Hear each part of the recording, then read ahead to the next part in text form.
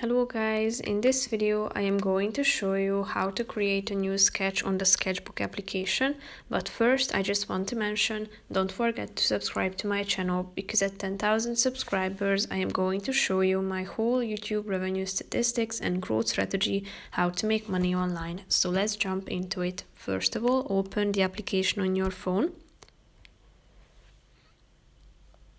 As you have opened the application, as you can see, there's no such thing as a home page, but you will automatically be directed to your previous sketch that you have created. So if you want to start creating a new sketch on a blank page, all you have to do is clicking on the icon in the upper right corner of the screen and tap on New Sketch.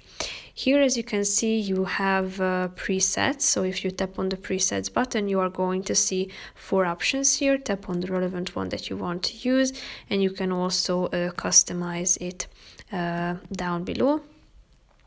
So if you have selected your new sketch, tap on the create button down below. Here you can decide whether you would like to save your sketch to your gallery or whether you don't want to save it. So now your new sketch has appeared. So you are free to create whatever you want to. So that's pretty much it for this video, guys. I hope you found it helpful. If you did, consider subscribing and see you in the next video. Bye bye.